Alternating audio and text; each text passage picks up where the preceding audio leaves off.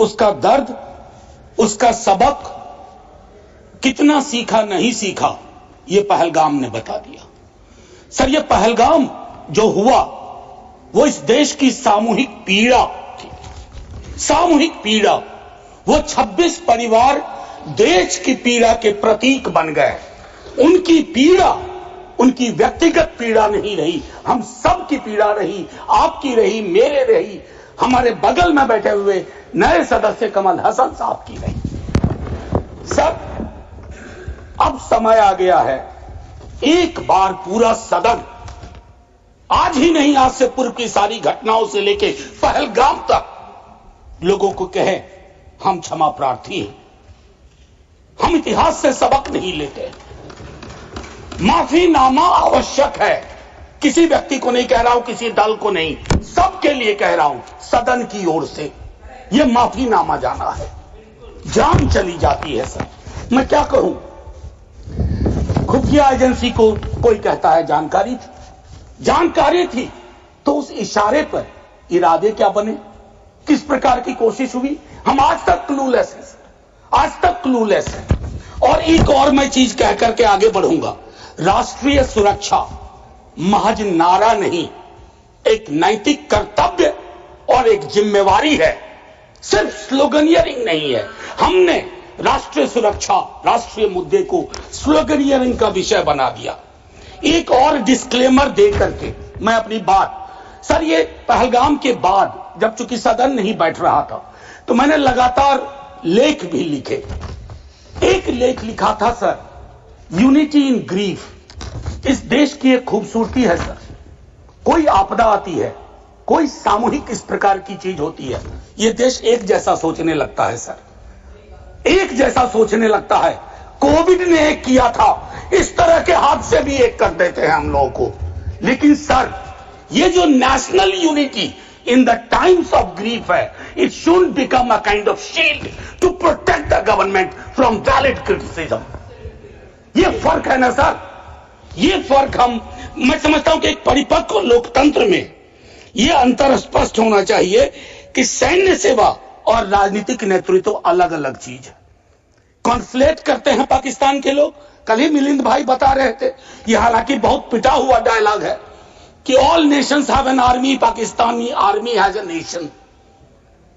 हमारी आर्मी की खूबसूरती रही, जैसा मानस ने कहा अभी, they don't wear any religion, any ideology on their sleeves, in their hearts, everywhere it is the tricolour. हमारा अप्रोच भी वही होना चाहिए। मैं क्यों कह रहा हूं सर ये बात, और क्यों कहने के लिए मजबूर हुआ हूं सर, जब पहलगाम में हुआ वो आतंकी हमला, उस हमले के बाद एक ट्विटर हैंडल लिखता है, उन्होंने धर्म पूछा, जाति नहीं। सर, लोग तो गवाए, हमने अपने लोग गवाए, 26 परिवार के चिराग बुझ गए, लेकिन भारत माता भी छलनी हो गई उस ट्वीट के बाद। मकसद में कामयाब हो गए थे वो लगभग, क्योंकि उस बुलेट में बारूद के साथ नफरत की बारूद भी थी। लेकिन भला हो इस मिट्टी का, इस हिंदुस्तान की मिट्टी का, उसने बारूद के साथ आए नफरत के उस संदेश को नकार के रख दिया। कहीं वो नहीं हुआ जिसकी उनको उम्मीद थी, बल्कि बाद में इस बात पे आता, बल्कि भारतवर्ष ने एक संदेश दिया। जब सोफिया कुरैशी जी और व्योमिका सिंह जी ब्रीफिंग के लिए आती थी, हम सब का गर्व से सीना फूल जाता था। वो मेरा हिंदुस्तान है, मुझे वही हिंदुस्तान चाहिए। ये हिंदुस्तान, ये उस्मान, लैंड ऑफ नौशेरा, इसका मजहब पूछ करके इसकी देशभक्ति पर शक करना, देश को कमजोर करना। Please, let me speak. Let me speak. आज मैं किसी दल के दायरे से नहीं बोल रहा हूं। Let me speak, ma'am. Sir, मैं एक बात कहना चाहता हूं। मैं नहीं चाहता हूं कि यह बहस, अक्सर मैं देखता हूं मेरा वाला आंकड़ा, हमारे में इतनी गिरावट आ गई, उतनी गिरावट आ गई, आपके टाइम में इतना होता था, मेरे टाइम में इतना होता था। जिंदा लोग आंकड़े नहीं होते हैं, उसको आप आर्काइव में नहीं भेज सकते हैं कि फलाना मर गया आंकड़ा है, आंकड़ा नहीं होता है। घर का चिराग बुझता है, बूढ़े माता पिता को खोने के बाद भी वैक्यूम रहता है। हम कभी मुआवजे, श्रद्धांजलि, पुष्प के आगे कभी ये नहीं सोचते हैं कि ये वैक्यूम, ये कैसे ये वॉइड फिल इन होगा। मैं एक चीज कहना चाहता था महोदय, सच तो यह है कि जवाबदेही अब तय नहीं होती है। मैं अक्सर देखता हूं, मैंने अपने नेता से भी पूछा, कुछ पार्थिव शरीर बिहार भी आ रहे थे, हमने पूछा, मैं नहीं था, सर क्या होता है पार्थिव शरीर पे जाते हैं, फूल बरसाते हैं, रीद लगता है एक सर, कई कैमरे होते हैं, लेकिन इंसानी जिंदगी के वैक्यूम को हिंदुस्तान क्या विश्व में कोई कैमरा उस वैक्यूम को नहीं भर पाता है। वैसे कैमरे का इजाद नहीं हुआ है सर। हम इस नजरिए से क्यों नहीं सोच सकते।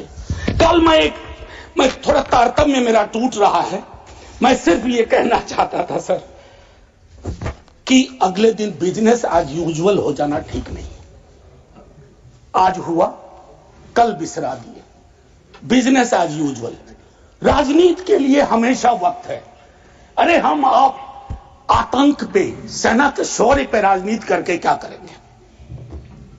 हमारे पास राजनीति के लिए लोकोन्मुख मुद्दे हैं, उस पर बात होगी। कभी आप चुने जाओगे, कभी आप नहीं चुने जाओगे, कभी ये चुने जाएंगे, कभी नहीं चुने जाएंगे। लेकिन सेना का मान और शौर्य एक ऐसी चीज है। सर कल माननीय प्रधानमंत्री जी ने लोकसभा में, मैं सुन रहा था, उन्होंने एक बात कही, मैं भारत का पक्ष रखने आया हूं। ये संसद तो भारत की है, पक्ष और विपक्ष दोनों भारत के हैं। भारत का पक्ष तो इंटरनेशनल फोरम पर रखा, गुडविल मिशन में तमाम सदस्य गए, भारत का पक्ष रखा। आपको सरकार का पक्ष रखना चाहिए था। आपके समक्ष प्रश्न था, जो सरकार से प्रश्न थे, भारत माता से नहीं थे, भारत वर्ष से नहीं था, भारतीय सेना से नहीं थी। ये एक जो चीज होती है। और सर मैंने लिखा, कई बार लिखा, इस सदन में भी कहा है, फिर दोहरा रहा हूं, government is not the nation. कोई भी सरकार चाहे उनकी रही हो या आज आपकी है, आप राष्ट्र के पर्याय नहीं हैं।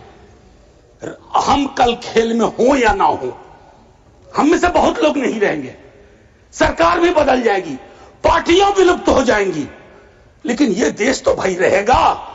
इसकी मिट्टी अद्भुत है, यह जिंदा रहेगा। तो देश रहने दीजिए, सरकार अपनी बात करे। और एक बात तो मैं और कहूंगा, क्या ही कहूं, नेहरू लाइफ वेस्ट है इस सरकार की। वो जो हवाई जहाज में जब हम लोग बैठते हैं तो कहते हैं कि अगर जहाज डूबने के क्रम में लाइफ वेस्ट को ऐसे फूकिए, फुला लीजिए ताकि पानी में उतरने में, नेहरू बार बार आ जाते हैं। मतलब मैंने तो पिछले सदन में, उस वाले पार्लियामेंट में कहा था कि बेहतर है एक दिन में एक मुकदमा कर दो, जवाहरलाल नेहरू हाजिर हो, जिनको उनके पक्ष में दलील देना है देंगे, हम जैसे लोग चलिए टूटे बिखरे हैं। और दूसरी तरफ उनको बुला लो जिनको नेहरू हर जगह नजर आते हैं। अगर नेहरू इतने वर्षों बाद भी आपको परेशान कर रहे हैं तो कुछ तो बात है, थी उस बंदे में, कुछ तो बात थी। सब मैं एक चीज कहना चाहता हूं, इसको भी पहले कहा, आज फिर आपके समक्ष दोहराता हूं।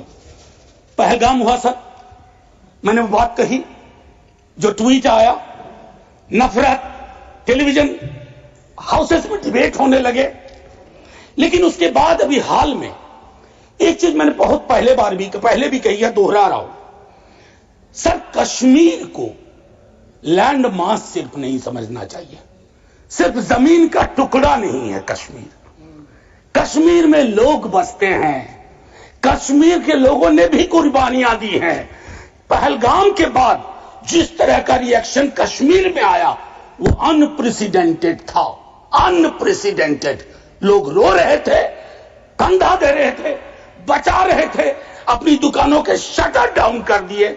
लेकिन उसी कश्मीर में बाद के विजुअल्स में वहां की चुनी हुई सरकार, हालांकि मैं मानता हूं सरकार के बारे में, they have the responsibility without power. तो ये आज अर्जी का वक्त नहीं है, लेकिन मैं एक अर्जी लगा देता हूं इस सरकार के समक्ष, फुल फ्लेजेड स्टेटहुड बहाल करिए। ऐसी छवियां जहां सीएम एक खास जगह ना जा सके, मौन करने के लिए, रेस्पेक्ट देने के लिए, श्रद्धांजलि देने के लिए, उसके बाद सब दूसरी पीड़ा एक हुई। हमारे एनएसए साहब ने कहा एक कांच नहीं टूटा हिंदुस्तान का। सर ये संवेदन शून्यता की पराकाष्ठा है। पूंछ राजौरी के लोग कांच से भी गए बीते हैं। मुझसे ज्यादा पूंछ राजौरी को आप जानते हैं माननीय चेयरमैन साहब, कितने लोग हमने गवा दिए।